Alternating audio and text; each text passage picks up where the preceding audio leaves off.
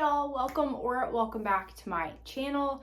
Today's video is a quick video on just how I help with independence and ownership of work in our homeschool. So stick around. So those of you who've been around, you know I have an only child who is currently 6 years old. So we are in the very beginning stages of taking ownership of our work, growing in independence with our work, those types of things, just kind of setting her up for success when it comes to doing schoolwork by herself.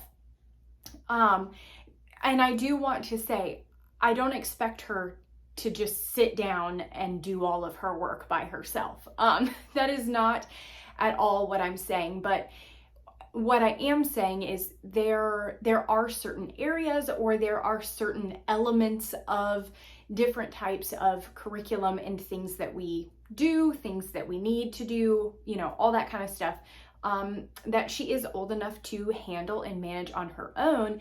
And it is my job to help facilitate that for her, to encourage her in that.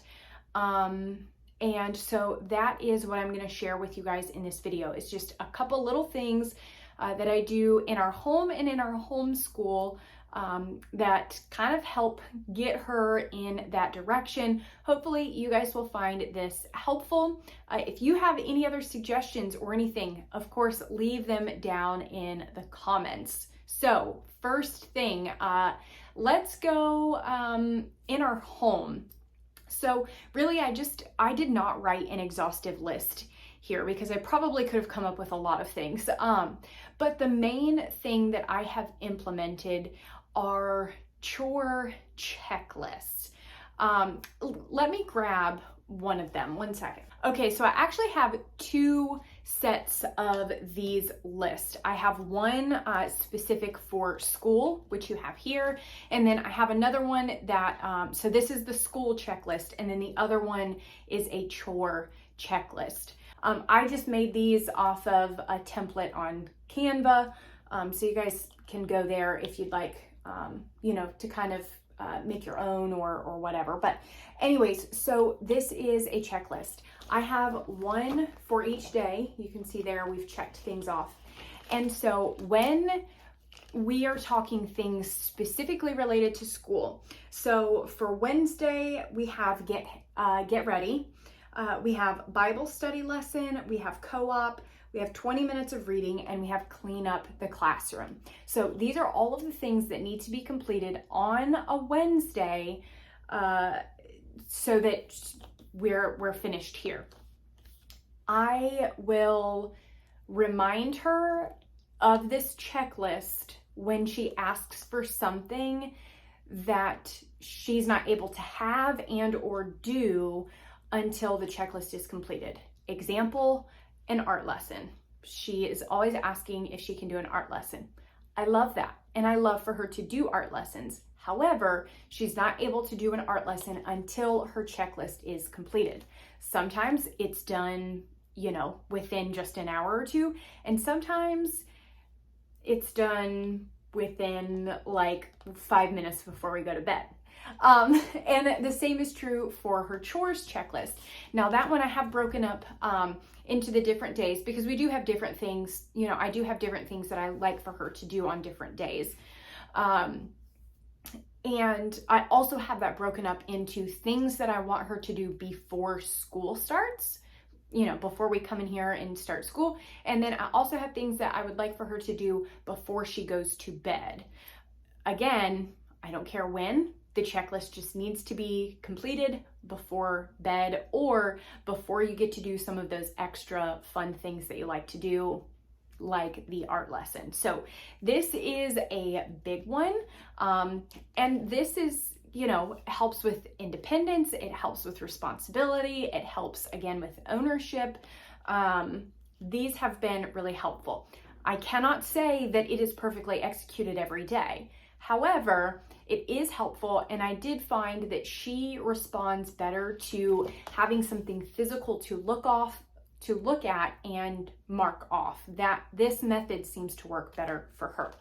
Now, as far as school is concerned, a couple of places that I help kind of encourage her in, this independence and do your own work kind of deal. I'm thinking of two kind of main specific ones. So with our math curriculum, and again, this is specific to the curriculum that we can use, but obviously you can kind of take these ideas and modify them, to what you guys have or what you're using. But specifically for us, we use the Good and the Beautiful, Simply Good and Beautiful Math 1. Anyways, it's the math from Good and Beautiful. And so at the end of each lesson, there is a small review section. She does the review section on her own. It's a review. She should be able to complete most everything, if not everything, on that review section. Now, of course, if she needs help or she needs me to clarify some directions or something like that, obviously I am available to help her, but she completes those on her own. And then after each unit, which I think is, I don't know how many lessons, I can't tell you, maybe it's like 50 lessons or 60 lessons or something. It's kind of like a quiz or a test. And so that obviously she does that on her own, and then we go back through that if she has any questions, needs any help, anything like that. So that is what math looks like for us. And then what I have started doing with our core curriculum, so if you happen to be new here, we use Gather Round Full-Time as our core curriculum. Okay, had a little visitor. So I don't exactly know where I left off, but I was talking about Gather Round. So every lesson in the student notebook, at the beginning of every lesson, there is a page, a notebooking page. You just kind of answer some questions and draw some pictures and things related to what you have learned about that day. And I mean, from all of the units that we have done, that's consistent across the board. So I'm feeling like this will probably be something we're able to carry through, until it doesn't work for us anymore. And what I have had her do, so instead of sitting with her and trying to give her hints of interesting facts to write down or trying to give her ideas, I just have her go through the teacher's guide. And what I will say, she is not the world's biggest fan of writing. It's not her favorite thing to do. But I have found that if I give her the teacher's guide and she has her student notebook and I tell her, just, find one interesting fact, she will find what she wants to write and she writes it down and she copies it. And when I'm doing this at this time, and when we're doing like the math review, I try and step out of the room. That way it's a little bit less of a distraction. It takes a little more effort for her to actually come and get me.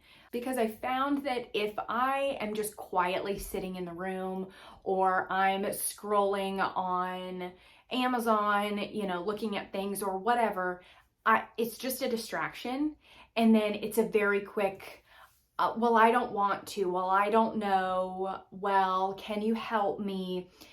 So I have found that if I try and remove myself, I give her what she needs. Of course, she knows that she can come to me and ask for help and all of that stuff, but I have found that actually is really helpful. So yeah, I mean, that's really kind of the big main points. Like I said, I did not come up with an exhaustive list because, quite frankly, I could come up with all kinds of small little things, but those really are the main things. The checklist, And really, you could even boil that down to two things: having set expectations and making them known, like the checklist, and then finding areas through your homeschool day that you can give them resources that's appropriate for their age and their learning level. And then saying, okay, have fun. I'm going to be out here. If you need something, come get me. And then just see what happens. Just wait and see. It may surprise you at what they're able to do when it's just them using their brain, looking and reading and all that stuff. Sometimes they can come up with some pretty cool things. I think that is it for today's video. As always, thank you guys so much for watching, and I will talk to you soon.